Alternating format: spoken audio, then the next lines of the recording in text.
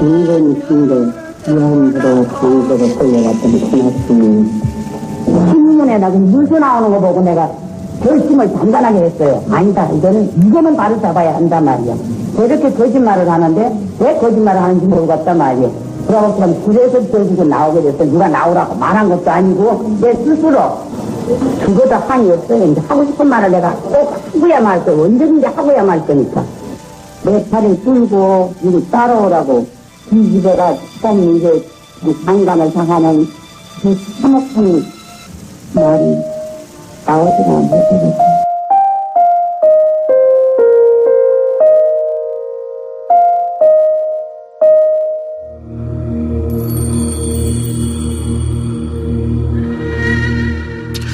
(1991년 8월 14일) 당시 김학순 할머니는 일본군 위안부 생존자 가운데 처음으로 피해 사실을 공개 증언했습니다. 방금 그 당시 증언 발언을 들으셨는데요. 고 김학순 할머니의 이 증언을 시작으로 피해자들이 용기를 내어 나도 피해자다라고 증언하기 시작했습니다.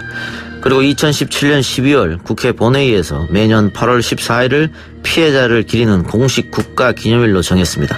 바로 오늘 일본군 위안부 피해자 기림의 날입니다. 지금은 돌아가신 위안부 할머니 한 분은 이런 말을 남기셨다고도 합니다. 끝까지 싸우다오, 사죄를 받아다오. 김학순 할머니의 시작은 어느 날 전 세계인이 기억하는 큰 흐름이 되었습니다. 오늘 1400차 수요 시위는 국내 12개 도시와 세계 7개국 19개 도시에서 동시에 이루어졌습니다. 또 북한 조선일본군 성노예 및 강제 연행 피해자 문제 대책위원회에서 남북 위안부 연대 성명을 보내왔습니다. 100년 전 우리 독립운동가들의 싸움은 할머님들이 진정한 사과를 받는 그날까지 아직 끝나지 않은 건지도 모르겠습니다. 이동의 뉴스 정면승부 8월 14일 수요일 시작하겠습니다.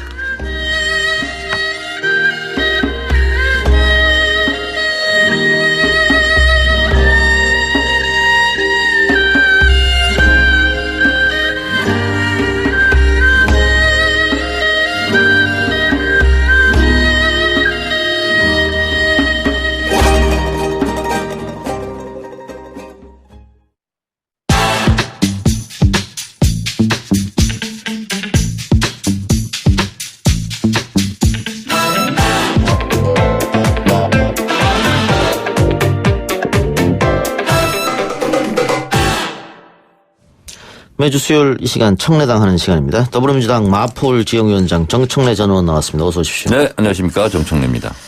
예, 8월 9일 개각에 따라서 7명 후보자에 대한 인사청문회를 앞두고 있는데 아직 날짜는 확정되지 않았죠. 네.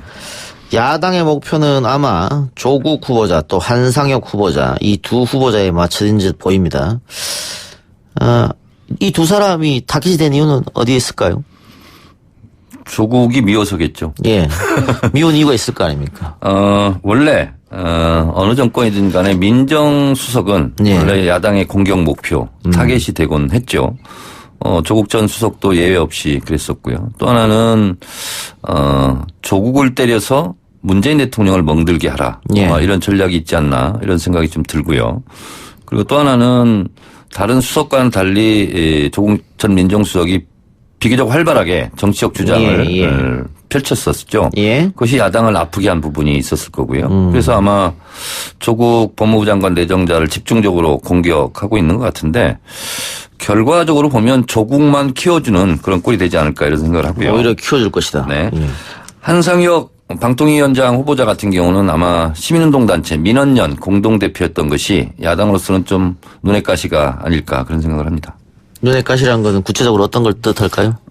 민주언론 시민운동연합, 언론개혁에 앞장섰던 대표적인 시민단체죠. 거기에 몸담았던 전력. 아무래도 자유한국당 등 야당으로서는 좀 불편한 과거 이력이겠죠. 지금 한상혁 후보자가 가짜뉴스를 제재하겠다. 이렇게 이야기하기도 했고요. 또 후보자가 이제 방송통신위원장이 되면은 종편 제어가 문제도 앞에 남아 있고 또 방송국 중간 광고 문제도 있고 이렇거든요. 그게 그 야권에서는 조금 불편할 수도 있겠네요. 우선 표현의 자유와 가짜 뉴스는 구분해야 되는 거죠. 예. 허위 사실을 유포하면 선거 때 하면은 의원직 상실형이 되는 거거든요. 예. 그것은 범죄죠. 표현의 자유라는 합법적인 것과 허위 사실 유포, 가짜 뉴스라는 불법적인 요소는 구분해서 봐야 된다. 예. 이게 하나 있고요. 또 하나는 종편 제어가 문제는 3년마다 한 번씩 하는데 종편을 허가할 때 기준이 있습니다. 예. 그 기준에 미달하면 제어가를 안 하게 되어 있어요. 예. 그것이 법치국가로서 법률을 집행하는 거죠. 그래서 어디를 찍어서 표적으로 해서 점수가 되는데도 뭐 안 되는 걸로 조작해서 제어가를 가지고 협박을 한다거나 이러면 안 되겠지만 예. 거기 한 20가지 정도 될 거예요. 점수가 다 있습니다. 그거에 따라서 원칙과 법에 맞게 하면 되죠. 예. 조국 후보자는 잠재적 대권 후보자이기 때문에 여당에 미리 흠집내기를 하겠다 이런 생각도 있을까요 혹시?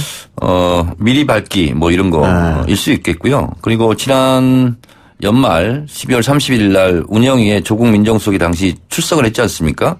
근데 대체적으로 그때 나경원 원내대표를 비롯해서 한방은 없고 헛방만 있었다.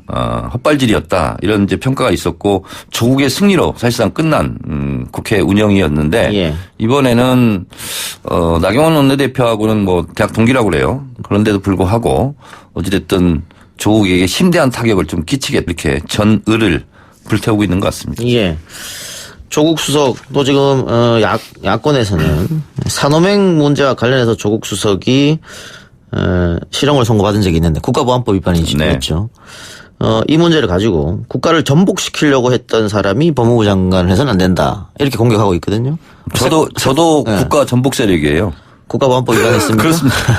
그래서 당시에 민주화운동, 시민운동, 사회운동, 노동운동, 학생운동 했던 사람들의 검찰 공소장, 예. 검찰이 이제 구형하는 공소장이 판결문에 그대로 거의 다 옮겨지거든요. 예. 거기 보면 반국가단체, 뭐 이적행위, 국가 전복 세력 그렇게 얘기를 해요. 그때 민주화운동 했던 사람들은 대부분 다 국가 전복 세력이라고 낙인 찍히고 판결문이 이렇게 나와 있을 텐데 그런 수백만의 사람들이 눈물과 피와 땀이 있었기 때문에 예. 87년 6월 항쟁도 있었고 예. 그 무독제도 종식할 수 있었다라는 측면에서 그때 당신은 어느 자리에서 뭐 하고 있었는가. 대표적으로 황교안 대표 같은 경우는 공안검사 아니었습니까? 예. 그런 사람들 잡아들인 역할을 주로 했을 텐데 예. 저는 조국 전 수석도 오늘 얘기했듯이 부끄럽지도 않고 자랑스럽지도 않다. 뭐 저도 민주화운동을 했던 경험 있는 한 사람으로서 부끄러운 과거가 아니다. 저는 이렇게 생각합니다. 예. 그러면 당시 수사를 담당했던 경찰이나 검찰의 잘못이 더 컸다 이렇게 보십니까? 뭐 그런 사람들이 결국은 본인이 뭐 원해서 한 사람도 있었겠지만 대체적으로 목구멍이 포도청이라고 위에서 시키는가 했겠죠. 예. 그런 면에서 최고의 정권을 담당했던 사람들이 문제이지 거기에 종사했던 사람들까지 당신은 정말 나쁜 사람이다 이렇게 얘기하기는 좀 예. 뭐한 측면도 있죠. 예. 그러나 적극적으로 확신에 차서 이 공안 사건을 조작하고 특히 이제 조작 간첩 사건 있지 않습니까? 이런 거 같은 경우는 당시 위에서 시켜서 했다 할지라도 최소한 자기 고백 반성은 좀 있어야 예. 되지 않을까 그런 생각이 듭니다. 자유한국당이 지금까지 꾸준하게 조국 전 수석을 비판하고 공격해 왔었는데 지금까지 이 산호맹 문제는 끄집어내지 않았었거든요. 네. 이번에 법무장관 후보자가 되면서 산호맹 문제를 갖고 왔다는 것은 어떻게 신색깔론 이렇게 지부하시는 겁니까? 어떻습니까? 저도 기억을 하는데요. 예. 저는 이제 같은 운동권이었지만 노선을 좀 달리 했죠. 예. 여기는 저는 이 조직에는 정치적 입장을 같이 하지는 않았어요. 예. 그러나 어쨌든 피 끓는 청춘의 열정이 있었을 때 혁명을 꿈꾸지 않은 사람이 얼마나 있었겠습니까? 예. 그렇다고 또 나이 들어서까지 혁명을 꿈꾸는 것도 또 바보 같은 일이라고 하는데 청년이 서야 조국이 선다 이런 말이 있지 않습니까? 그래서 아마 그때의 열정으로 뜨거운 심장으로 이런 일을 했을 텐데 그러나 결과적으로 조국 수석 같은 경우는 처벌이 가벼웠어요. 징역 1년에 집행유예 뭐 2년 이렇게 예. 받았던 걸로 알고 있는데 그리고 사면 복권도 다 됐고 그리고 서울대 교수 공무원이 되지 않았습니까? 예. 그때 그럼 왜 문제 제기를 하지 않고 이제 와서 하는가? 이것은 예. 다분히 철진한 색깔론을 들고 나와서 조국 때리기 한 무기로 쓰고 있는데 저는 그럴수록 황교안 대표의 공안검사 전력이 더 부각되지 않을까. 그래서 조국 청문회가 아니라 어쩌면 당시 공안검사했던 황교안 청문회가 또 될 수도 있겠다는 생각이 듭니다. 그 시대가 많이 바뀌면서 보수 정당이 주장했던 색깔론이 국민들한테 먹히지 않게 됐다 이런 게 정론 아니겠어요? 그리고 이게 이제 소위 말하는 레드 컴플렉스를 예. 이용한 빨갱이 장사. 예. 너 빨갱이지 뭐 이런 거였는데 그것이 수십 년간 대한민국 사회를 짓눌렀고 지배를 했죠. 근데 지금은 이제 일본과의 경제전쟁이 있으면서 토착외구라는 말이 또 새롭게 또 부각을 해서 논쟁 중인데 토착외구와 빨갱이 논쟁 중에서 과연 어떤 것에 국민들이 손을 들어줄까. 예. 제가 봤을 때는 각종 대통령 지지율이나 정당 지지율에서 빨갱이 장사보다는 토착외구 이 부분이 더 보수 세력한테도 영향력을 행사해서 예. 대통령 지지율을 견인하고 있다. 이렇게 이제 분석을 하지 않고 있습니까? 제가 봤을 때는 철저한 색깔론 이것이 국민들에게 먹혀들기는 어렵지 않나 그런 생각이 듭니다. 전략이었다면 실패로 끝날 것이다. 네, 그렇습니다. 예. 오늘 황교안 대표가 대국민 담화를 발표했는데 이승만 전 대통령 동상 앞에서 했어요. 그러면서 문재인 대통령은 잘못된 고집을 꺾어야 한다 이렇게 이야기했는데 이승만 전 대통령 동상 앞에서 대국민 담화를 발표한 것 역시 정치적인 의도가 있겠죠. 저는 이런 걸 보고 형용 모순이라고 좀 얘기하고 싶어요. 이승만 동상 앞에서 독립운동가에게 경의를 표한다. 독립운동 얘기를 했어요. 예. 근데 독립운동을 했던 사람들을 고문하고 미행하고 잡아들이고 했던 친일파들이 있지 않습니까? 예. 그 친일파들을 처벌하자는 반민특위가 좌절된 것이 이승만 정권 때예요. 예. 근데 그런 이승만 반민특위를 좌절시켰던 친일파를 면죄부를 줬던 이승만 대통령 앞에서 독립운동가를 얘기하는 것이 이건 어불성설이다 이런 생각이 들고 또 하나는 제가 다 읽어봤는데 귀에 걸리는 말이 별로 없어요. 예. 뭐 화합과 통합의 시대로 나가야 된다. 그러면 당신께서 국무총리 하던 시절에 블랙리스트 만들어서 편가르고 불이익 주고 했던 것이 화합과 통합이었는가. 그리고 뭐 미래로 나가야 된다는데 이거 뭐 하나만한 얘기인 것 같고요. 그래서 오늘 별로 귀에 걸리는 말이 없더라고요. 그 전문용어로 후킹. 없었다. 네. 그래요. 알겠습니다. 다른 이야기 좀 해보죠. 그 손혜원 의원과 박지원 의원의 신경전이 다시 불붙었다. 오늘 뭐 인터넷 포털에도 이 기사가 많이 읽은 기사에 계속 올라오던데 손혜원 의원이 박지원 의원을 향해서 80세의 사선의 꿈을 이루려 한다. 박지원이 다시 모욕적이다 이렇게 맞받았거든요. 이 두 사람이 이렇게 설전 벌이는 건 처음 있는 일은 아니고 아마 목포에서 있었던 일 때문에 그런 거겠죠. 네, 그러겠죠. 예. 근데 저는 뭐 나이가 많다 적다 뭐 그렇기 때문에 정계 은퇴를 해야 된다 말아야 된다 하는 주장을 저는 하고 싶지는 않습니다. 다만 지역구 목포의 민심이 어떻게 예. 결정을 하겠죠. 근데 이제 김대중 대통령 뭐 서거 몇 주년 됐지 않습니까? 오늘가 이제 10주년인가요? 10주기입니다. 예. 근데 김대중 대통령이 후배 정치인들에게 정치쟁의를 할 거면 정치하지 말라. 그런 얘기를 했다는 거예요. 4번, 5번 국회의원 했는데 특별한 의미도 없고 업적도 없다면 그런 사람들은 정치하면 안 된다. 예. 그런 얘기를 했는데 정치하는 저희 후배들로서는 되새겨 봐야 될 그런 말씀이 아닌가 그런 생각이 듭니다. 박지원 의원은 그만해야 된다 이 말씀입니까? 아니 저는 그런 얘기 안 했습니다. 계속 하십시오. 예. 그 손혜원 의원은 본인은 뭐 다음 총선에 나가지 않겠다 이런 얘기를 했습니다. 네네. 그런데 꾸준하게 목포에 나가는 거 아니냐 뭐 이런 얘기도 나오고 있더라고요. 출마는 하지 않되 선한 영향력은 행사하고 싶다. 그리고 특히 목포 같은 경우는 괜찮은 후보가 있다면 유세차를 타고 돕고 싶다 이런 얘기를 했었죠. 민주당 후보를 돕겠다는 겁니까 그 얘기는? 네, 그렇습니다. 예. 알겠습니다. 그건 뭐 시간이 지나면 알게 될 테니까요. 한반도상 관련해서 정 전 의원이 지난주에 와서도 또 쏠 수도 있다고 얘기했는데 네. 계속 쏘고 있어요. 네, 계속 쏩니다. 그런데 쏘는 건 쏘는 건데 우리 정부를 향한 비난이 너무 독해졌다. 네. 그래서 문재인 대통령과 청와대가 굉장히 곤혹스러워한다 이런 얘기 들리거든요. 북한이 잘 못하고 있는 거예요, 이거는. 예. 사실은 문재인 대통령 대한민국 정부의 입지를 좁혀 놓는 거거든요. 그렇죠. 그랬을 때 중재자 역할을 하기가 좀 어렵죠, 이렇게 되면. 예. 그래서 북한이 그런 부분은 좀 자제해 줬으면 좋겠고. 예. 지금 계속 미사일을 쏘는 것은 핵무기를 철거했을 때, 없앴을 때, 그럼 재래식 무기 가지고 군사 대칭을 맞춰야 되거든요. 예. 근데 남한과 북한의 군사비, 국방비가 거의 50대 1이거든요. 많이 차이 나죠. 네. 그러니까 핵을 빼버리면 재래식 무기 같은 경우는 사실상 게임이 안 되는 상황이 돼버리거든요. 예. 그렇기 때문에 재래식 무기를 개발해서 핵이 철거됐을 때를 대비하자 이런 차원이 하나 있는 것 같고요. 또 하나는 신형 무기, 뭐 이스칸데로 한번 떨어지다가 다시 올라가는 예. 그런 신형 무기를 이제 개발했는데 실험 발사의 의미도 있고 또 하나는 좀 사납게 남쪽 정부를 공격하는 것은 예.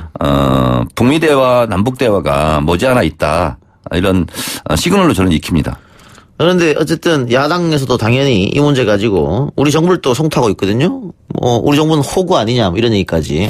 우리 이럴 때는 어떻게 해야 됩니까? 그러니까 2017년 11월 29일 날 ICBM을 발사하고 나서 곧바로 한 달 후에 이제 남북 대화를 제안하고 평창올림픽 참여하고 뭐 이렇게 하지 않았습니까? 예.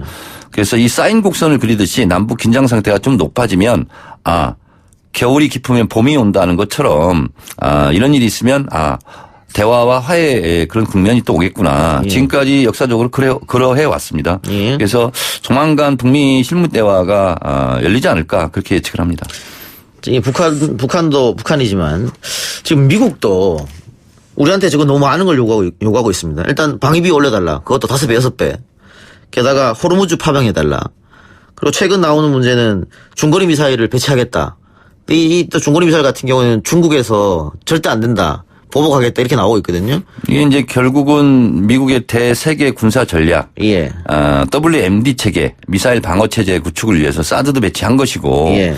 뭐 지금 중장거리 미사일 얘기도 나오는데 중장거리 사드는 방어용이라면 중장거리는 공격용이죠. 예. 그래서 대단히 우리로서는 곤혹스러워. 만약 그런 요구를 해온다면 예. 당연히 저는 반대이고 거부를 해야 된다 이런 예. 입장이고 방위비 같은 경우도요. 이 트럼프 대통령이 좀 과장이 심해요. 예. 허풍도 좀 있고. 예. 말이 안 되는 게 미국과 우리가 반반씩 부담하는 거거든요. 예. 그래서 우리가 1억 뭐 390억 1조 390억 정도 했는데 곱하기 2 하면 그게 주한 미국 예. 이제 비용이라는 거죠. 근데 갑자기 뭐 5배 이렇게 막 올라가는 건 아니지 않습니까? 그래서 그건 과도한 것이고. 협상을 시작도 안 했는데 다 협상했다고 그렇습니다. 그러고. 예. 그리고 원래 주한 미군 주둔에 관한 지협정, 한미 행정협정 5조 1항에 보면 91년까지는 사실은 우리는 시설과 부지만 제공하기로 돼 있고 비용은 현금으로 지불하지 않기로 돼 있는데 그것도 미국이 요구해서 우리가 어쩔 수 없이 이제 방위비 분담을 하기 시작했는데 그래서 한미행정협정 5조 1항의 특별 예외 조항으로 지금 방위비 분담 협정을 하는 거거든요. 미국도 좀 양심이 있었으면 좋겠습니다.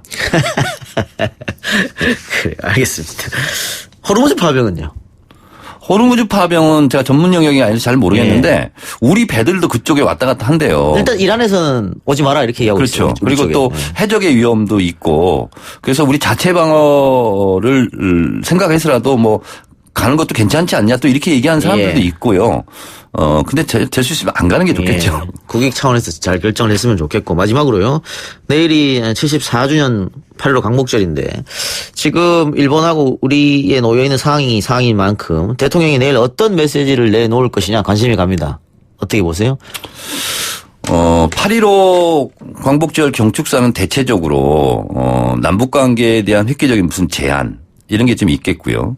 그리고 지금은 특별한 시기 경제 전쟁 중이기 때문에 순국 선열 독립 애국지사들 얘기 이런 얘기를 좀 많이 하지 않을까. 그러면서 민족 혼, 민족 정기 그리고 독립운동 정신 이런 것을 굉장히 강조하지 않을까 그런 생각이 듭니다. 알겠습니다. 정 의원님 다음 주에 뵙겠습니다. 수고하셨습니다. 네, 고맙습니다. 1부 순서 마치고요. 2부 인터뷰 순서로 돌아옵니다. 딱딱하고 지루한 뉴스가 소설보다 흥미진진해지는 새로운 경험. 놀라셨죠? 이것이 바로 이동준의 뉴스 정면 승부.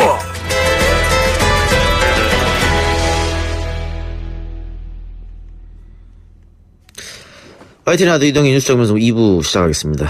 일본의 경제 보복에 맞서 자발적인 일본 제품 불매 운동이 확산되고 예약해두었던 일본 여행도 취소하는 경우가 많아졌는데요.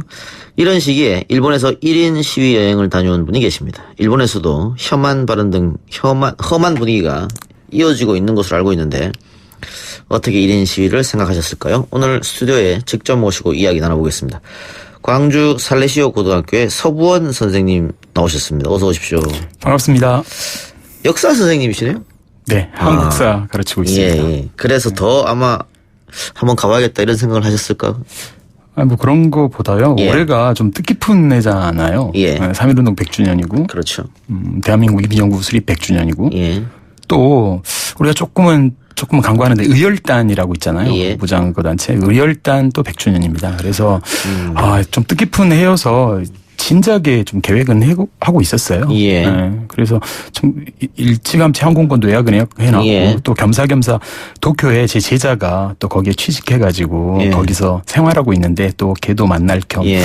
그래서 쉽게 좀 취소를 못 하겠더라고요. 그래서 가서 좀 뜻깊게 한번 그 예. 기간 좀 있어보자 이런 생각이 그럼 있었습니다. 도쿄에서 1인 시위 하신 겁니까? 네, 도쿄에서 8일간 전혀 움직이지 않고요. 그냥 도쿄에서만 네, 있었는데 이 1인 시위를 계속 8일 동안 하지는 못했고요. 예. 주말에 2시간 했고 그다음에 주중에 또 예. 2시간을 했습니다. 어디서 하셨어요? 신오쿠보역이라고 예. 되게 유명한 곳이에요. 그러니까 이 도쿄에 지하철이 이렇게 순환선이 있는데 우리 서울 예. 2호선처럼 순환선이 있는데 그 야마노테선이라고 하는데 이제 예. 그 안을 이제 도쿄 말하자면 도성이라고 할 수 있죠. 근데 신호쿠역이면은 우리 코리안타운 네, 거기서 있는 가깝죠. 곳이. 예. 지금도 거기 딱 역에서 나오면 한류 뭐 백화점 이런 거 되게 그렇죠. 많더라고요. 예. 근데 이제 그런데 또 신오쿠보는 우리한테는 또 아주 각별한 의미가 있어서 예. 거기서 해야겠다라는 생각을 좀 고민하다가 했죠. 신호쿠역 앞에 사신 거예요? 네. 그 안에서는 못하게 하더라고요. 그 밖에 장소가 협소한데 사람들 예. 많이 왔다 갔다 하고. 네. 되게 협소하고 또 거기 출입구가 하나밖에 예, 없어가지고 맞습니다. 예. 정말 사람이 정말 그렇게 많을 줄 몰랐어요. 예. 그래서 이제 안에서 원래는 하려고 했는데 예. 안에 이수연 씨라고 예. 2001년 아마 1월 26일인가 그쯤 됐을 거예요. 예. 예. 그때 일본인 이렇게 선로에 떨어진 일본인 구하고 목숨을 잃은 예. 사람인데요. 일본 사람들한테도 꽤 유명하더라고요. 그렇습니다. 아직도. 예. 그래서 거기가 나름대로 좀 상징적인 의미가 있다라는 생각에서 거기로 정했는데 안에서는 못하게 하더라고요. 뭐 철도 영업법인가? 예. 거기가 이제 아무래도 민영화돼 가지고 그 회사에 허가를 받아야 된다. 예. 이래서 미처 그 안에서는 못하고 이제 밖에서 있는데 정말 사람 많더라고요. 그 피켓을 들고 하셨어요? 네. 어떤 내용이었습니까? 사실 제가 일본어를 한마디도 못하거든요. 그랬어요? 그러니까 아리가또 이거하고 그다음에 스미마생 예. 그거밖에는 못하거든요. 예. 그래서 뭐 아무것도 할 줄 모르는데 제가 그렇다고 해서 뭐 이렇게 번역기로 할 수도 없고 근데 예. 제자가 도쿄에 살고 있으니까? 있었는데 그 제자한테 부탁을 했습니다. 예. 야, 좀 하나만 만들어 달라. 예. 그랬더니 되게 좀 우려를 하더라고요. 왜냐하면 혹시 나랑 이렇게 연루가 되면 저 취업 비자 연장 안 돼요. 이러면서 안 돼요 선생님. 야, 나 정말 비밀로 너 할 테니까 예. 너 오란 얘기 안 한다. 너 근처에 오란 얘기 할 테니까 만들어서 나한테만 건네기만 해라. 그래서 뭐 간첩 접선하듯이 이렇게 받았는데 걔는 꽁꽁 포장해가지고 뭐 신문지 비닐을 포장해가지고 저한테 건네더라고요. 그 하드보드지 같은 거 있잖아요. 예. 그 크기로 해서 이렇게 적었어요. 좀 심하게 쓰려다가 좀 겁도 나더라고요. 그래서 그냥 이렇게 아베 정부의 대한국 경제 보복에 대해서 반대합니다. 이렇게 써놓고 예. 또 밑에는 한국인과 일본인은 공존과 번영, 정의와 평화를 위해 함께 손 맞잡아야 할 친구입니다. 이렇게. 예. 이렇게 해서 이제 위에는 일본어 쓰고 밑에는 한국어 쓰고 이렇게 해서 다 들어가더라고요. 글자가. 그래서 그렇게 내용을 써서 했죠. 그거 좀 보여주실래요? 잠깐만. 있습니까? 그 피켓. 피켓이요? 예. 피켓을 찍어오긴 했는데 예. 그 피켓을 보여드릴까요? 예. 그러면 이게 피켓 1인 시위 하면서 네. 혹시 뭐 응원의 말이라든가 아니면 욕설이라든가 반대로 이런 건 들으셨어요? 근데요. 좀 찾고는 있는데. 예. 근데 안 주셔도 됩니다. 여기 있다. 예. 여기 있어요. 이거였습니다. 일본어 아세요? 예. 말씀하세요. 근데 사실 이게 되게 그 사람들이 그냥 살짝 보고 가지 뭐 이걸 가지고 굉장히 의미를 두는 일본인들은 없는 것 같더라고요. 그런데 조금 연세 드신 분들 한 두세 분이 저 앞에 와서 막 이렇게 욕설을 하면서 그러니까 좀 이렇게 고성을 지르면서 하시더라고요. 근데 저는 별로 겁나지 않았어요. 왜냐하면 무슨 말인지 못 알아듣잖아요. 그러니까 만약에 제가 그걸 알아들었다면 그 말이 무슨 말인지 알아들었다면 되게 막 그 위협도 느끼고 그랬을 건데 막 큰 소리로 뭐라고는 하시는데 전혀 그게 무슨 뜻인지 모르니까 오로지 그냥 걱정은 딱 그거 하나였어요. 뭐냐면 혹시 이분이 어렵사리 만든 저 피켓을 훼손하지 파손하면 않을까. 어쩌지? 예. 그러니까 저를 때리는 건 괜찮은데 그걸 파손하면 다음날 못 하잖아요. 예. 그래서 그것만 계속 걱정했지 뭐 다른 것은 별로 신경 쓰이지 않더라고요. 아 진짜 시위에 가장 큰 방해꾼은 있긴 있었죠. 예. 더위요. 더위. 너무 더웠어요. 그러니까 습하기도 하고 그러니까 2시간 이렇게 밖에 서 있는데 와 정말 뭐랄까요. 일본의 더위가 살인적이니까. 네, 그러니까 이 온도는 여기하고 좀 비슷한 것 같긴 한데 예. 습해요. 예. 그래서 그냥 땀이 이렇게 쭉 흘러 나가는 게 정말 못 견디겠더라고요. 만약에 날씨만 좀 좋았다면 예. 저는 한 4시간 5시간 이거 계속 할 자신이 있었거든요. 그 혹시 우리 교포들이나 네. 유학생들이나 네. 그런 분들은 혹시 응원해 주신 분 안 계셨나요? 안타깝게 못 만났고요. 못 만났어요. 독일 예. 분이 와서 이게 무슨 내용이냐고 묻더라고요. 그래서 이제 좀 띄엄띄엄 영어로 그분하고 시위 도중에 이야기를 나눈 적이 있는데 예. 그 사모님 그러니까 부인으로 보이는 그분이 저한테 아이스 아메리카노 한 잔 딱 주시더라고요. 그게 유일한 격려였고요. 예. 사실 일본인들은 뭐 그닥 반응이 없더라고요. 그래서 주말은 정말 사람이 많아서 그러니까 저 피켓 들고 있는 앞에를 가리는 젊은이들도 있더라고요. 그래도 시위를 하고 있는데 이렇게 가리면 예의상 안 되는 거잖아요. 예. 근데 제가 이렇게 뭐라고 하니까 막 화를 내고 그런 경우는 있었는데 그래서 제가 주중에 출근 시간에 아침 새벽에 나가가지고 그다음에 했거든요. 7시부터 9시까지 했는데 그때는 꽤 사람들이 와서 읽어주고 특히나 학생들 많이 읽더라고요. 그리고 또 그때 일본의 방송사인지 뭐 유튜버인지 그건 알 수 없지만 막 찍어가기도 했어요. 이렇게 보면서. 그래서 제가 뭐 어차피 그건 바라던 바니까 그게 어떻게 올라갔는지는 제가 확인할 수는 없었죠. 그래서 이제 제자한테 카톡을 보내가지고 혹시나 봤냐고 그랬더니 그런 거는 잘 모르겠다고. 보지는 못했다. 네. 예. 어쨌든 그 제자분이 그렇게 강하게 쓰진 않으셔서 네. 예, 부드럽게 써가지고 네. 별일 없었던 것 같고 네. 그 도쿄에 제자가 계시고 사실 우리 패널이기도 한 우리 김남국 변호사의 스승님이기도 하시다고. 아유 그런가요? 네. 예, 전국에 또 각 곳곳에 제자들이 있네요. 근데 그 일본을 방문하신 이유 중 하나가 네. 일제 강점기 독립운동의 자취를 찾아보려는 뜻도 네. 있었다 이렇게 네. 말씀하신 것 같은데 네. 설명 좀 해주세요. 그렇죠. 그러니까 아까도 말씀드렸듯이 3.1운동하고 임정하고 의열단 이게 사실 같이 다 볼 수 있는 곳이 저는 도쿄라고 보았거든요. 그러니까 중국에 있는 그 독립운동 유적지도 한번 둘러봤고요. 그래서 이번에는 또 100주년이고 해서 의미가 있다 이렇게 생각해서 갔는데 막상 그걸 다 찾아서 돌아보려면은 하루 이틀 가지고는 안 될 정도로 많습니다. 예를 들어서 뭐 고쿄, 그러니까 왕궁이죠. 일왕이 사는 그 왕궁만 해도 우리는 그냥 거기 가가지고 뭐 단체 사진만 쫙 찍고 오더라고요. 관광객들은 그런 예. 곳이 아니거든요. 그 의열단 그 입구에 그 니주바시라고 니주바시가 이중교라는 뜻이거든요. 예. 일본어로. 거기는 사실 그 의열단원 김지섭 예. 의사가 폭탄을 던진 곳이고요. 예. 그리고 거기서 한 5분 정도만 왼쪽 편으로 그 해자를 따라서 왼쪽 편으로 돌아가면 사쿠라다몬이라는 문이 있어요. 거기는 이제 방향으로 보면 남문에 속하는데 거기는 일본에서도 굉장히 중요한 유적지입니다. 그러니까 사쿠라다몬의 변 해가지고 역사 교과서에도 많이 실려 있는 곳이거든요. 거기는 그 에도마부 마지막 대로 그러니까 쇼군 다음의 권력자라고 볼 수 있는 이나오스케라는 그 사람이 이제 미국에 강제 개항을 하는데 그 미국과 개항을 하면서 사실 막부의 권력을 유지시키려고 했던 그런 사건인데요. 그 이나오스케를 사스마 그러니까 지금 가고시마 쪽인데 이쪽 큐슈 우리나라 쪽입니다. 그쪽에 낭인이 와서 암살을 했던 사건인데 그게 1860년에 벌어지거든요. 예. 근데 그 사건은 뭐 메이지 유신의 시작점이다 이렇게 평가를 하고 있더라고요.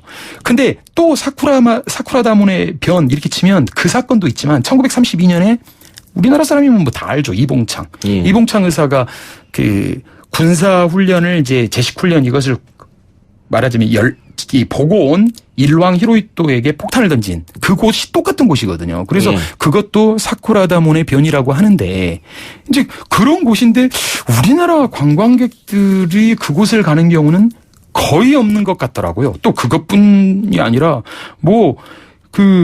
히비야 공원 여기는 이토 히로부미 우리 안중근 의사가 저격한 이토 히로부미의 장례식을 치렀던 곳이기도 하고 또 28 독립선언 우리 3.1운동의 배경이 됐던 28 예. 독립선언이 이루어졌던 곳 이렇게 따지고 하면 정말 많은데 근데 우리나라 정말 나와 있는 시중에 나와 있는 여행 안내서에 보면은 그런 곳이 언급된 책이 거의 없습니다.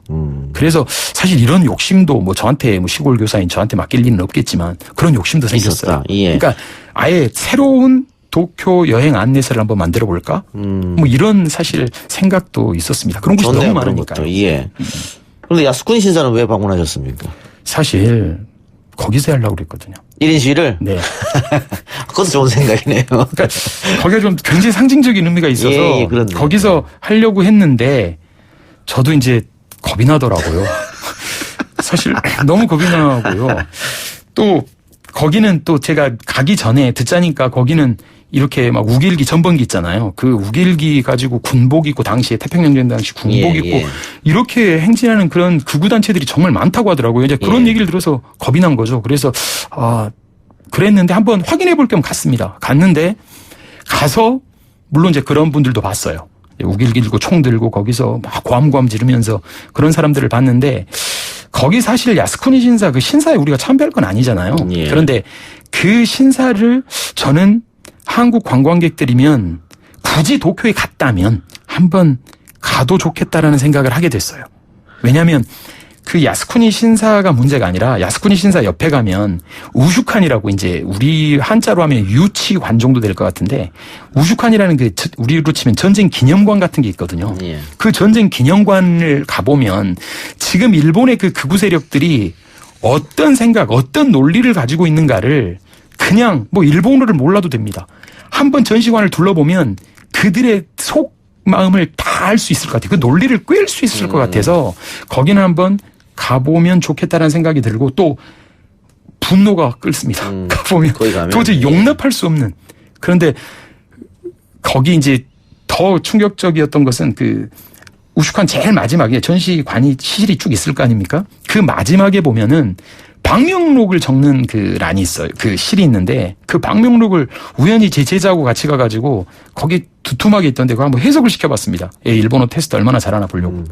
쭉 했는데 들으니까 화가 나는 거예요. 그런 방명록 내용을 이들은 여기를 거쳐서 일본 사람들은 그렇게 느끼는구나. 또 놀라운 것은 그 우슈칸에 서양인 관광객들도 정말 많습니다. 그들이 아무것도 모르는 그들이 거기를 둘러서 거기는 이제 영어하고 우리 말은 번역 안 돼 있고요. 예. 영어하고 일본어만 돼 있는데 그걸 보면 이게 마치 사실처럼 느낄 거 아닙니까? 예. 야, 그래서 이건 아니다라는 생각이 들어서 정말 정말 막 너무 끌어오르더라고요. 그래서 그들에게 진짜로 대항을 하려면 그 논리적으로 어떻든 대항을 하려면 한번 꼭 도쿄에 왔다면 예. 한번 들러보는 것도 좋겠다 이런 생각을 하면서 해봤습니다. 야스쿠니에 네. 가보셨군요. 네. 알겠습니다. 우리 제작진에서 그 신오쿠비역 앞에서 시위하시는 사진을 저한테 보내줬는데 어이쿠. 예. 좋은 곳에서 하셨네요. 네, 사람들 왔다 갔다 많이 하는 곳은. 많은 사람들이 봤으리라 생각됩니다. 예. 주말에 2시간. 네, 주말에 2시간 이제 월요일 날 출근 시간 그때 2시간 그때 했는데 2시간, 예. 계획대로 하면 그게 피켓 만든 정성이 아깝잖아요. 예. 그래서 사실은 계속 하려고 했거든요. 근데 솔직히 너무 덥더라고요. 너무 더워서. 네, 너무 더워서 예. 그럼 막 계속 땀 닦고 얼음 하고 막 그랬거든요. 그래서 고생하셨습니다. 애국심이 좀 부족했나? 예. 마지막으로 요즘 한일 관계가 거의 최악인데 역사 선생님이시니까 어떤 해법을 찾아야 된다고 보십니까? 저는 일단 국내적으로 일단 한번 생각해 볼 필요가 있다라는 건데요. 하나는 이번 기회로 친일 잔재 청산 이런 거 있지 않습니까? 그러니까 우리가 진짜 친일 청산에 대해서 우리 내부적인 친일 청산이 먼저 들어와야 된다라는 이런 생각. 예. 그러기 위해서는 특히 제가 교사라서 그런지 특히 아이들에게 자라는 아이들에게 현대사 교육은 정말 중요하겠다. 일본 애들이 왜 저러나 봤더니 이구동성 다 이야기하는 일본 사람도 이야기하는 게 일본에서는 현대사를 전혀 배우지 않거든요. 예. 그러니까 그런 의미에서 현대사 교육이 강화되겠다 이런 생각을 하고요. 또 하나는 이거는 제가 진짜로 그 언론들한테 꼭 부탁하고 예. 싶은 겁니다. 여기도 언론사죠. 언론사가 이렇게 막 그 중계, 막 경마보도식으로 막 이런 현실만을 이렇게 중계할 예. 게 아니라 예. 일본에 가서 정말 일본에서도 이를테면 오늘이 또 위안부 기림의 날이지 예. 않습니까? 예. 또 도쿄에서도 들어보니까 거기도 지금 시위가 있었다고 하더라고요. 집회가. 그런 집회를 주도하는 양심적인 시민단체들 정말 많거든요. 많습니다.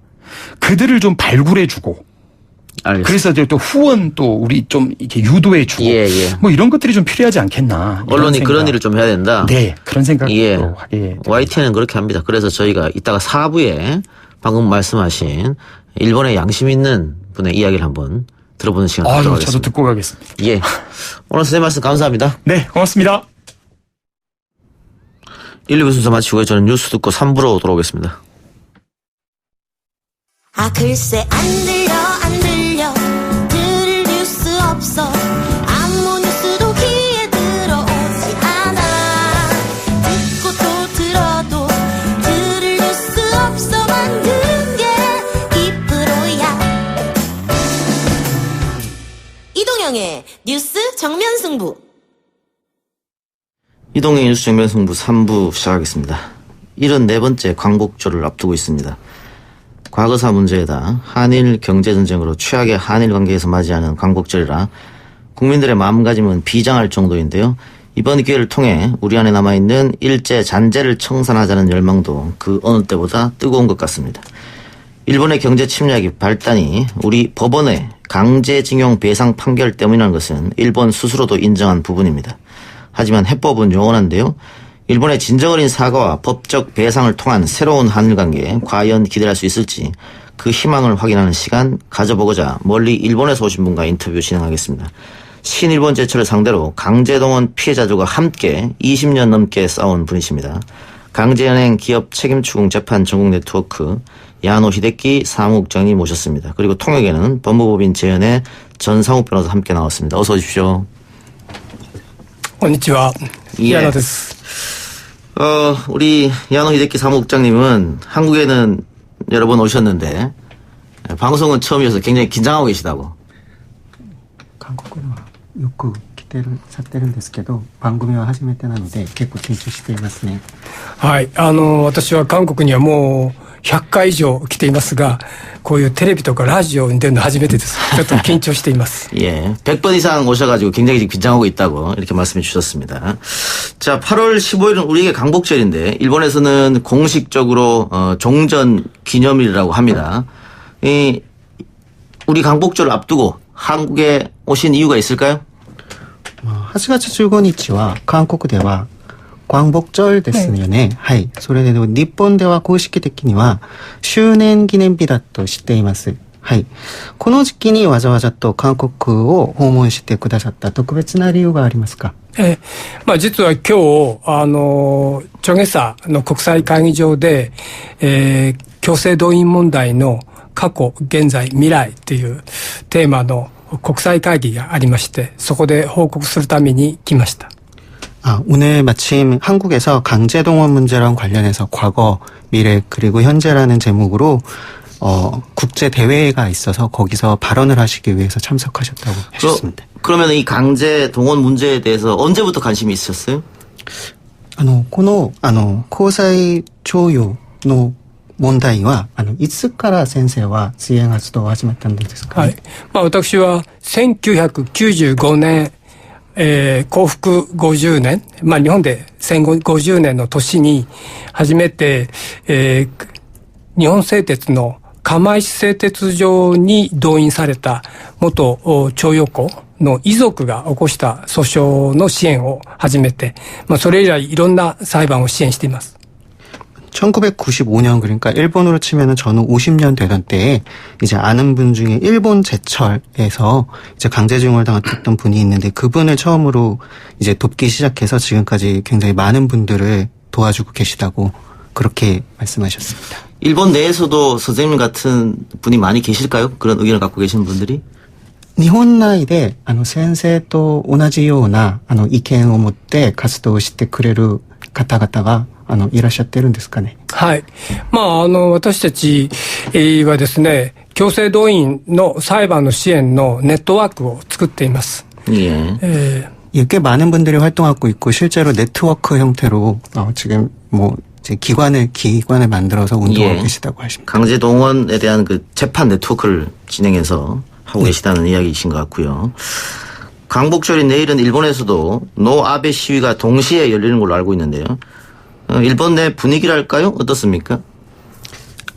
광복절である明日はですよね。日本でもノーアベ、つまり安倍政府に反対をするデモが行われる予定だと知っています。今日本内の雰囲気はどうですかね。日本の中の多くの人は残念ながらこの強制動員問題はもうすでに終わった問題、解決した問題っていうふうに考えている人が多いと。これが現実です。 현실적으로 안타까운 일이지만 일본 사람들 대부분은 이미 강제징용에 관련된 배상 문제는 끝났다라고 생각하고 있다고 하셨습니다. 퍼센테이지로 한다면 어느 정도 될까요? 많은 분들이 그렇게 생각한다고 하시니까. 何%ぐらいの日本市民が終わったと考えてる。いや、そのような、世論調査はあったとは思いませんが、例えば昨年の10月30日に韓国の大法院の判決が出た後の NHK の世論調査では、韓国の大法院の判決に納得できると、支持できるというふうに回答した人は、わずか数%だったと思います。確か 2% かなというのが日本の現実なんです。 작년 대법원 판결 직후에 NHK에서 이제 설문조사를 했었는데 그때는 한 2% 정도의 일본 국민만 이제 한국의 대법원 판결에 납득을 했다라는 취지로 답변을 했다라고 하셨습니다. ただ一つ付け加えたいですが、韓国の東アジア研究院という団体と日本の言論 NGO という団体が共同で世論調査をしました。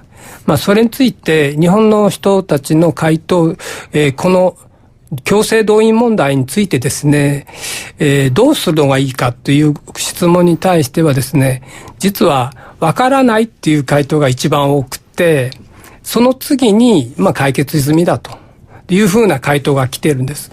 ですからその世論調査といってもそれを実施した団体は違いますが、実は多くの方は強制動員問題をどうしたらいいのかっていうのは分かりかねるというのが多数だと私は思っています。 다만 NHK 말고 이제 일본 내 그리고 동아시아 연구회가 공동으로 이제 진행한 설문조사에서는 대부분의 일본 국민들이 이 문제를 잘 모르겠다라고 답변을 하고 있어서 선생님께서는 아무래도 일본 국민들 내부적으로는 아직 이 문제를 이제 혼란스러워하고 있다라는 의견을 가지고 계시다고 하셨습니다.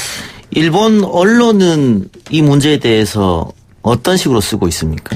日本のマスコミは普通にこの問題に対してどんな態度なんでしょうかね。やはり日本のメディアはですね、この問題は解決済みというふうに主張するメディアが多いです。 대부분 이 문제는 이미 다 해결이 된 거라라는 취지로 방송을 하고 있다고 합니다. 알겠습니다. 그럼 다른 문제. 아베 정권이 계속해서 시도하고 있는 평화헌법 구조의 개정. 이 문제는 일본 국민들은 반대하는 국민들 꽤 많다고 제가 들었는데요.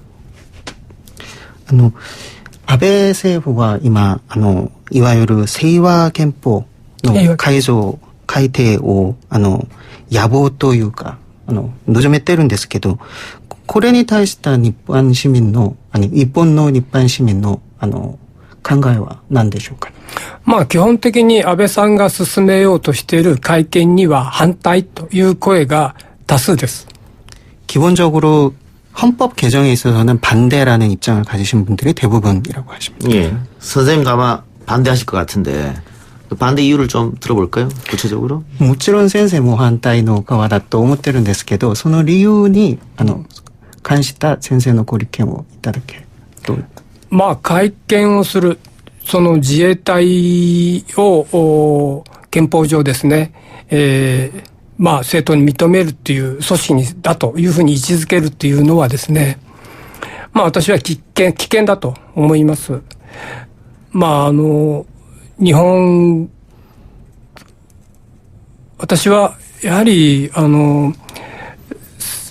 第二次大戦戦前の戦争というものがですね、アジアの人々あるいは日本の国民に対して多大のまあ犠牲を強いた、損害を強いたということの反省に立って日本は軍隊なしで平和的に生存し、国としても平和的に生存し、外交も平和外交を進めてですね、国の安全を確保し発展を図ろうということで、74年やってきた。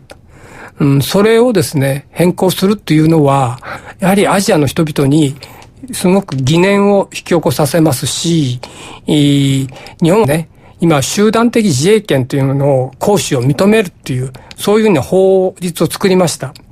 そうすると、日本の海外派兵ということに、自衛隊の海外の派兵、派遣にですね、歯止めがかからなくなる可能性もあるということで、私は憲法改正というのは非常に危険な動きだと思います。네. 일단은 처음으로 그 헌법을 제정하게 된 계기가 본인들이 일으킨 전쟁 자체를 이제 반성하는 취지에서 했던 것인데, 이거를 다시 개정한다는 거는 전쟁을 할 수 있는 방법을 인정한다는 거고, 그거 자체는 굉장히 동아시아나 아시아 전체의 위험한 발상이라고 생각을 하고 계시고요. 그리고 제2차 세계대전 때 어찌됐든 간에 일본으로 인해서 많은 희생과 손해가 발생했음에도 불구하고 그 반성에서 이제 비롯된 이 개정을 다시 헌법을 다시 개정한다라는 것 자체가 선생님이 생각하실 때는 수단적인 전쟁이 아니라 굉장히 위험한 전쟁이라고 생각을 하기 때문에 그런 취지에서 반대를 하고 계시다라고 답변하셨습니다. 알겠습니다. 아까 전에 그 우리나라 대법원 판결 납득할 수 있다라고 답한 그 여론조사가 2% 정도밖에 되지 않았다, 이렇게 말씀해 주셨는데 개인 청구권은 남아있다. 이게 지금 일본 법조인들의 생각이기도 하다는 얘기를 제가 들었습니다. 그 문제에 대해 어떻게 보십니까? 韓国の대법원の判決の基準はやっぱり個人的な請求権はまだ残っているだということなんですけど、それに関して日本の法曹界ではやっぱりそれが正しいだという意見もあると聞いています。それはどうですかね。はい。個人の請求権が残っていると、消滅してないっていうのは、まあ日本の法曹界だけではなくて、日本の政府自身も一貫して認めていることです。日本の政府は国会でこの件について質問されてですね、一貫して、日韓請求権協定で個人の請求権を消滅させたものではないと。外交保護権を行使できない、行使しないというふうにしただけだというふうに一貫して回答しています。答弁しています。 법조계뿐만 아니라 일본 정부에서도 개인적인 청구권은 소멸하지 않았다라는 거를 공식적으로 발표를 했었고요.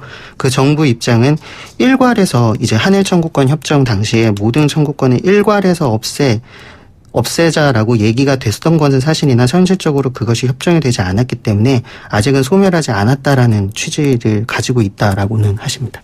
예.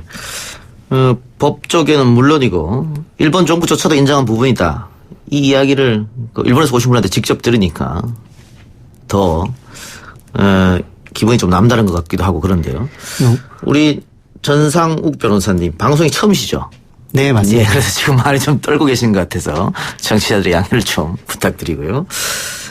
예, 그 혹시 우리 선생님 이 강제징용 피해 배상 소송을 돕다가 특별히 좀 안타까웠던 순간이 있었을까요?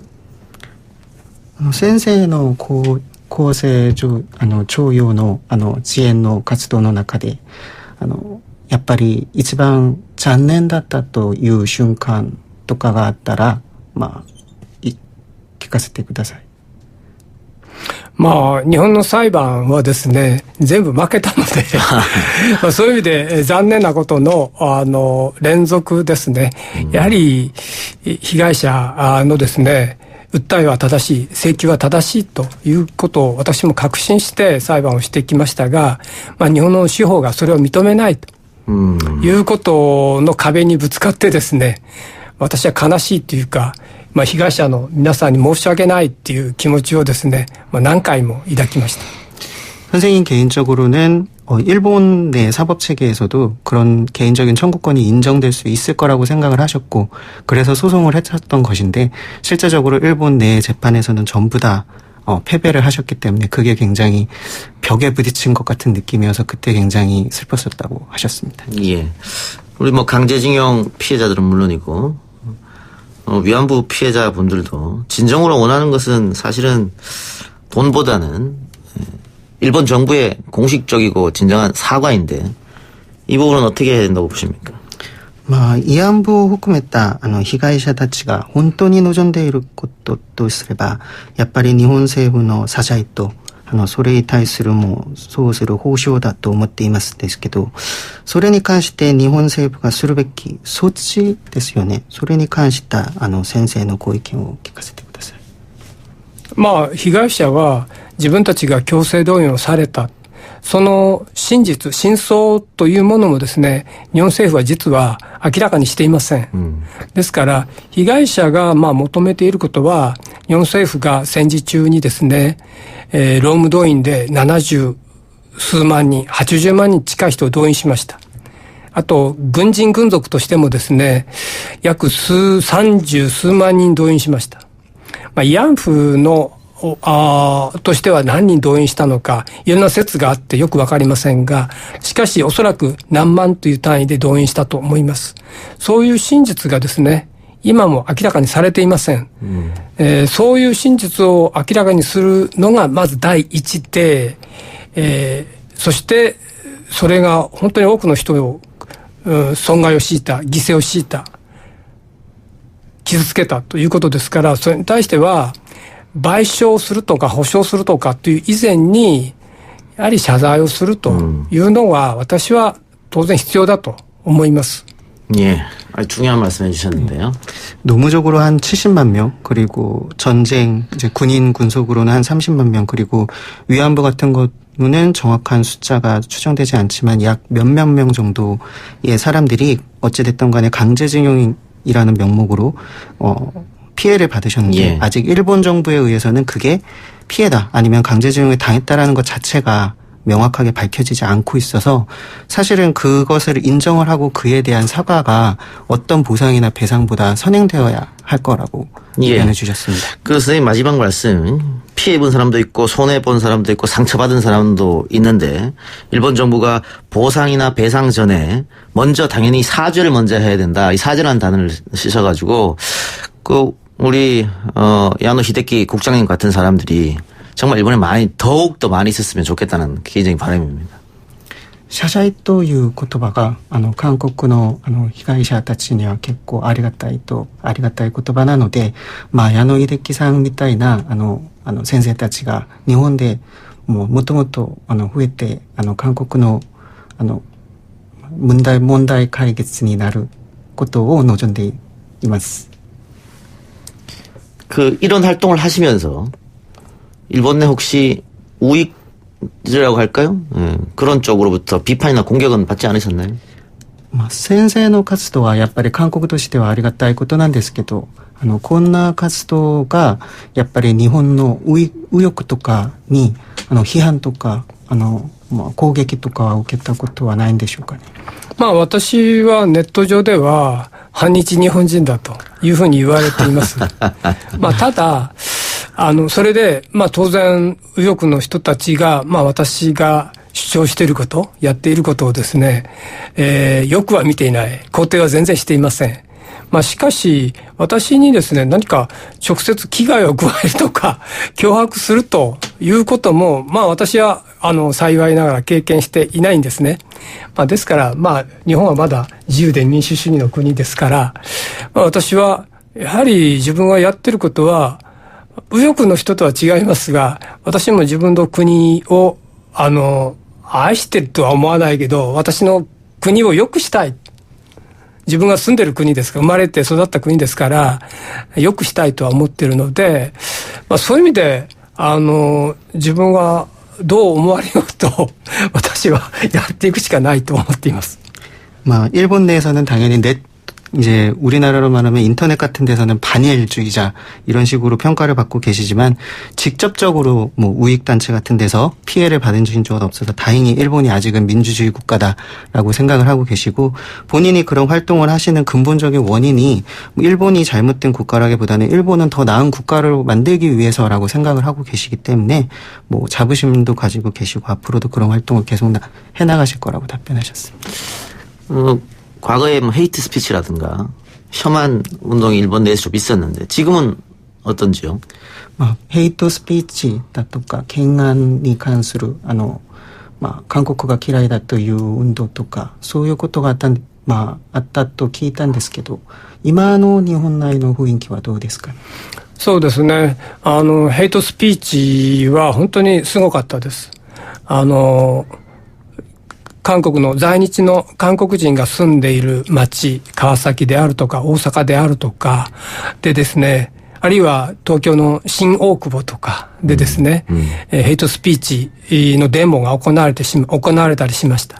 しかし、今、それを許容するという雰囲気は日本の中では少なくなっています。国レベルでもヘイト規制法ができましたし、地方自治体でも条例を作ってヘイトスピーチを規制するという動きがあります。ある町ではですね、ヘイトスピーチをした人たちに対してですね、罰則も設けると。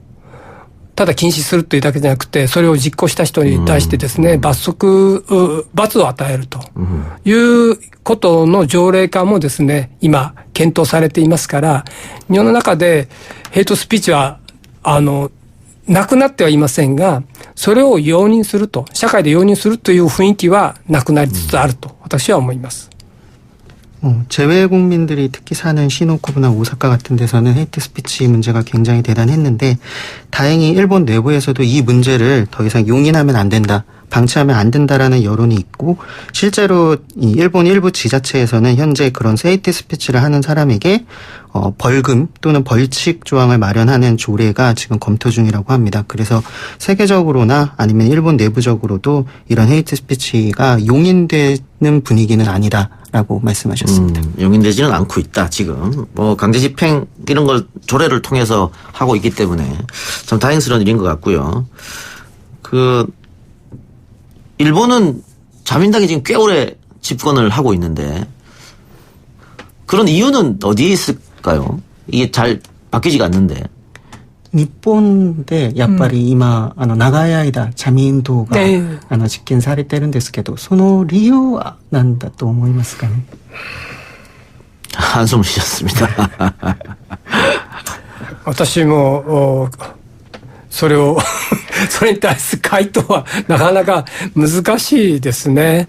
まあ、2009年から2012年まで、民主党っていう政権ができました。あと、1993年から95年までかな。まあ、非常に短い時期にですね、自民党じゃない政権が成立したということで、まあ日本の中ではですね、政権交代の可能性はあるということが、まあ出てきたんですが、しかしいずれの政権も短くって、しかも短かったということもあって、確かな政権としての実績を残せなかったということもあると思います。まあそういうことで、まあそうであれば、長いことずっと政権を担当していた自民党に任せた方が安心かもしれないという、まあ国民の意識はあるのかもしれません。뭐 선생님께서 답변하시기도 역시 굉장히 어려운 문제이기는 한데 실제로 뭐 1993년부터 95년 굉장히 짧은 기간이긴 했지만 민주당에 의해서 정권 교체가 일본 내부에서도 일어났었던 적은 있기 때문에 정권 교체의 가능성은 늘 있다라고 생각을 하고 계시지만 역시 너무 기간이 짧았던 탓도 있지만 일본 국민들의 인상에 남을 만한 실적을 남기지 못했기 때문에 아직 일본 국민들은 그래도 자민당이 계속 하는 것에 있어서 어느 정도의 안심감을 느끼기 때문에 그래서 정권 교체가 좀 어려운 게 아닌가 이렇게 생각하고 계신다고 하셨습니다.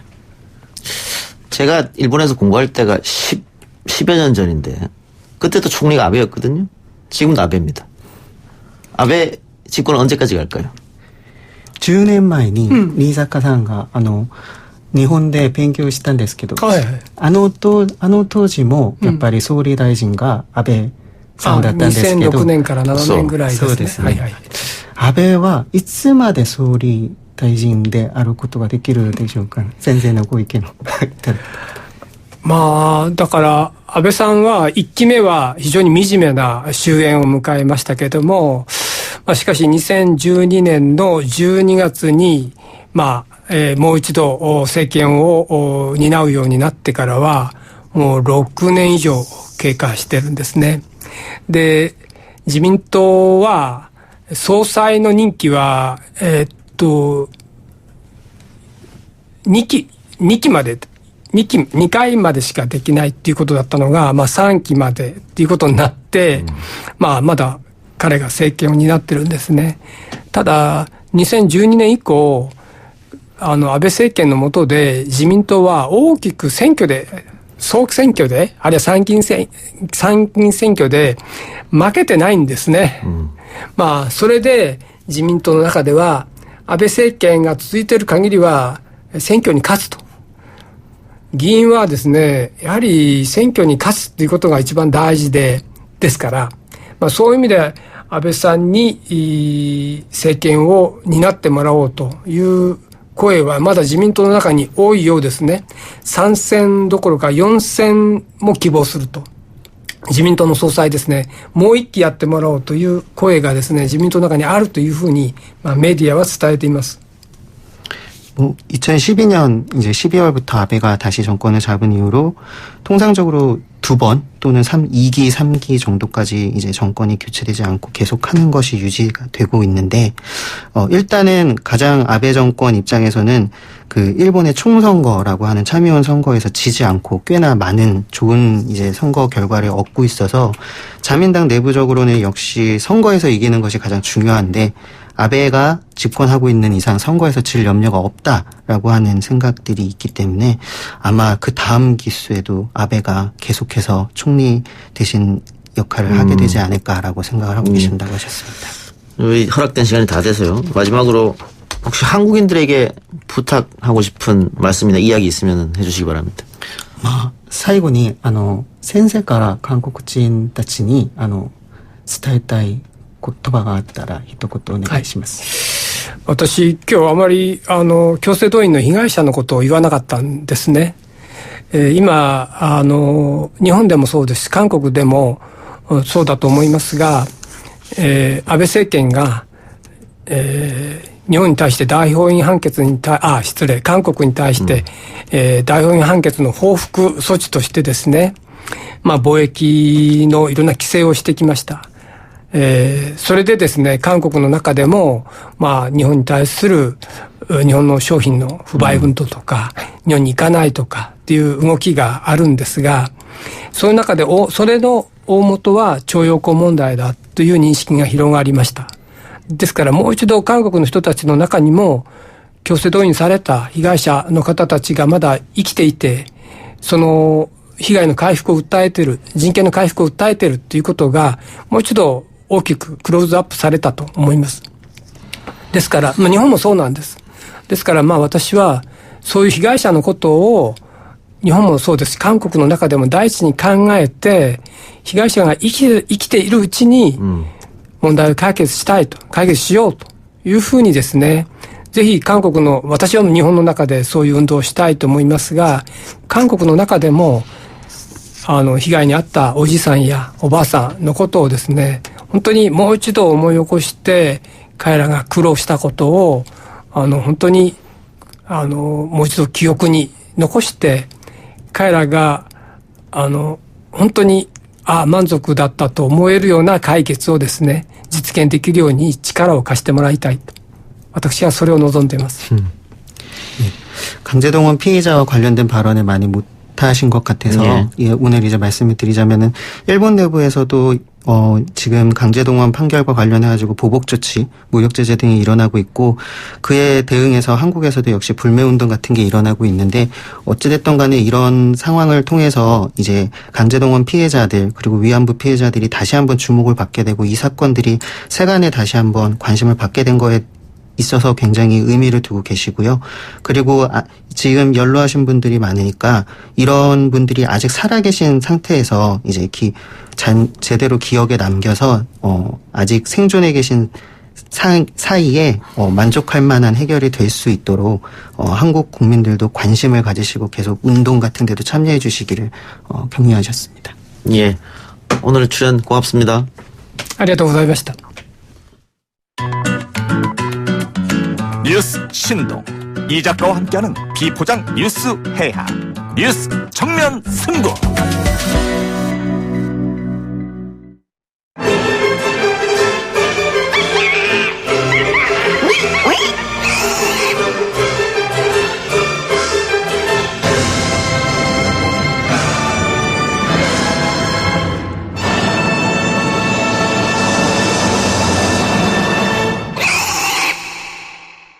법정 소유기 신유진 변호사 나왔습니다. 어서 오십시오. 네, 안녕하세요. 그 앞에서 안호 히데키 사무국장 이야기 들으셨죠? 네네. 예. 저는 양심적인 일본인이 좀 더 많았으면 하는 생각이에요. 네네. 전 좀 밖에서 들으면서 와, 이러고 정말 있구나. 실제로 접하니까 와 하는 생각이 들더라고요. 네. 그리고 우리에게도 많은 교훈을 주는 것 같습니다. 네네. 예. 살아 그렇죠. 계시는 우리 징용군들 그분들을 먼저 생각해야 된다 이런 네. 말씀을 주셨던 거 다시 한번 감사드리고. 자, 오늘이 일본군 위안부 기림일입니다. 네. 동시에 일본군 위안부 문제 해결을 위한 수요 집회가 오늘로 1,400회를 맞았는데 네. 세계 12개국에서 동시에 개최됐다고요? 네, 이게 지금 1991년도에 김학순 할머니가 내가 살아있는 증거다라고 하면서 이 증언을 통해서 이런 날을 기리자 해서 매주 수요일마다 수요 집회가 열렸고 그로부터 지금 27년간 계속 지금 이어지고 있고요. 그런데 또 2017년에는 오늘을 일본군 위안부 피해자 기림의 날로 지정을 해서 지금 2년째 지금 행사를 하고 있는 날인데 겹쳐가지고 오늘 굉장히 거대하게 지금 집회도 됐고 광화문 지금 일본 그 대사관 앞에서 행사를 했고 그리고 또 백범 김구 선생 기념식에서도 행사를 했고 뭐 각 지역에서 뭐 강동구에 있는 데서도 행사를 했고 뭐 소녀상 있잖아요. 그거를 또 이제 새로 건립하고 이렇게 하는 거를 여러 지역에서 됐고 세계에서도 각 지역에서도 메시지를 보냈다고 합니다. 네. 지금 1,400회를 했고 27년 동안이나 했는데 아직도 일본 정부는 제대로 된 사과를 하지 않고 있습니다. 그러니까요. 이 부분에 대해서 일본 정부 차원에서는 전혀 지금 입장문을 내놓지 않고 있기 때문에 우리가 지금 이런 상황까지 대치 상황까지 왔는데 지금 좀 전에 출연하신 그 교수님처럼 그렇게 양심적인 일본인이 개인적으로 이렇게 발언을 하신다는 건 큰 용기라고 생각합니다. 예. 오늘 문재인 대통령도 기림의 날 메시지를 전했었는데 어떤 메시지였습니까? 네, 그 문재인 대통령은 작년에는 참석을 했는데 올해는 참석하지는 않고 메시지로만 전달을 했는데 그 인류 보편적인 관점에서 일본군 위안부 문제를 평화와 여성 인권의 메시지로서 국제사회와 공유하겠다. 그리고 정부는 그 일본군 피해자들의 존엄과 명예회복을 위해서 최선을 다하겠다라는 그 묵직한 울림이 있는 메시지를 전했습니다. 다른 얘기 해보겠습니다. 이재명 경기도지사 1심에서 무죄를 선고받았었는데 오늘 검찰이 항소심 구형이 있었는데 1심과 똑같이 했다고요? 그렇죠. 1심에서 무죄가 선고되면은 사실은 검찰에서는 웬만하지 않고선 자동적으로 항소를 하게 돼 있어요. 그래서 항소를 정말 하지 말아야 될 거는 또 보고서를 씁니다. 근데 그 보고서를 쓸 때 좀 웬만하면 항소를 할 수 있게 해달라라고 해서 왜냐면 아예 항소조차 못하게 되면은 1심에서부터 기소 자체가 완전 잘못된 거 아니냐. 그러니까 법원에서 판단해 보니까가 아니라 아예 기소가 잘못된 잘못된 예. 거다라고 좀 거세게 좀 지탄을 받기 때문에 항소는 합니다. 그렇기 예. 때문에 1심과 동일한 논리로 동일한 뭐 구형을 한 거죠. 예. 네. 결심 공판 언제 이루어집니까? 2심? 결심 공판이 언제 이루어지는지 예. 제가 지금 너무 오늘 차가 막혀서 급하게 오늘 그랬어요? 확인을 못했는데 예. 다음 달 초쯤에 열린다고 합니다. 알겠습니다. 드루킹 사건도 오늘 있었네요? 네, 오늘 선고가 있었습니다. 예. 제가 이거 선고를 보면서 하느라 오늘하고 오늘 1심보다는 6개월 정도 줄었어요. 그래서 3년이었는데 3년 6개월이었는데 3년으로 줄고 다만 그 정치자금법 위반은 똑같이 그 선고가 됐습니다. 예. 네. 6개월에 줄은 이유는 있을까요? 글쎄요. 이게 사실은 지금 어떻게 보면 이것도 약간 관행이잖아요. 1심에서 굉장히 세게 내려지면은 2심에서 항소심에서는 좀 그걸 그대로 유지하는 것보다는 조금은 형량을 낮게 해준다. 그렇지만 예. 뭐 유죄는 그대로 유지한다. 이런 게 약간 법원의 관행인 것 같아요. 예. 그래서 무조건 항소를 하게 만드는 거죠. 그런데 지금 그 판결문을 보니까 네. 그 굉장히 재질이 안 좋다 이런 식의 판결문이 있더라고요. 네. 내용을 보니까. 그러면은 이 그쵸. 김경수 지사의 재판에도 영향이 있지 않을까 이런 생각도 드는데. 근데 이거는 좀 저는 별개의 문제라고 생각해요. 예. 이 죄질이 안 좋다라고 하는 거는 사실 예. 업무방해죄, 이 업무방해죄 단일 범죄로 3년 6개월을 1심을 내린 것도 진짜 거의 이례적이고요. 근데 3년을 내린 것도 이례적입니다. 그래서 이건 죄질이 안 좋다는 말을 꼭 쓸 수밖에 없는 거고요. 그리고 공범 관계를 판단하느냐는 또 지금 별개의 항소심 재판이니까. 재판부에서 열리고 예. 있기 때문에 이건 완전 별개의 문제라고 생각하고 이 드루킹이 유죄라고 김경수가 유죄라는 것은 아니니까 이 공범 관계를 입증하는데 검찰은 뭐 주력을 해야겠고요. 예. 네. 지금 거기에 대한 증거에 대해서는 굉장히 치열하게 다툼을 하고 있고 지금 다음 주에 다시 9차 그 재판일이 예. 예정되어 있는데 지금 아직까지 치열하게 지금 거기는 공방이 있기 때문에 지금 선고일도 잡히지 않았어요. 예. 네. 또 하나 중요 재판이 있었는데요. 네. 세월호 참사 관련 보고를 조작한 혐의로 재판에 넘겨진 김기춘 전 대통령 비서실장. 네. 징역 1년에 집행유예 2년이 네네네. 선고됐네요. 네. 사실 이게 지금 허위 보고라는 건데, 그래서 허위 공문서 작성죄라는 게 있어요. 그러니까 이게 공문서가 아니라 사문서인 경우에는 뭐 아무리 내용을 거짓말을 써도 이거는 사실 뭐 아무 죄가 되지 않지만 공문서예요. 국회에다가 보고하는 공문서에다가 허위 내용으로 제대로 지시를 했다, 제대로 보고를 했다 이런 식으로 청와대에서 이렇게 했다, 지시를 내렸다 이런 식으로 보고를 허위로 막 작성했다는 거죠. 그래서 이런 것에 대해서는 지금 다 알고서는 허위라는 사실을 알고서는 인식하고 이렇게 국회에다가 보고를 했기 때문에 이 부분에 대해서는 유죄가 나온 거죠. 예. 네. 그러니까 이 문제에 대해서 법원이 유죄를 인정했다고 하는 것은 네. 당시 청와대가 책임을 회피하면서 국회와 국민을 속였다. 그렇죠. 이렇게 본 거죠. 네, 국회와 국민을 속였다. 심지어 지금 윤전추 예. 행정관 같은 경우도 지금 유죄가 선고됐잖아요. 네, 물론 집행유예긴 하지만 예. 그 국민을 속였다는 것에 대한 그 위증인데 그 탄핵에서의 위증인데 국민을 속였다는 것에 대해서는 거의 용서할 수 없다. 이거 정도는 거의 와 이렇게 어떻게 지금 가장 중요한 전 국민이 보고 있는 재판에서 위증을 하느냐 이렇게 해서 그 부분에 대해서도 집행유예지만 실형을 선고했습니다. 예. 네. 그것도 어쨌든 임명직이긴 합니다만 공무원이니까. 네, 그렇죠. 공무원은 국가와 국민에 봉사할 의무가 있거든요. 네. 그걸 어겼다 이렇게 네. 하면서 법원이 판단한 것 같고요. 네. 알겠습니다. 오늘은 조금 시간이 짧습니다. 네네네. 예, 양해해 주시고 다음 주에 네. 많이 합시다. 네네. 수고하셨습니다. 네, 감사합니다.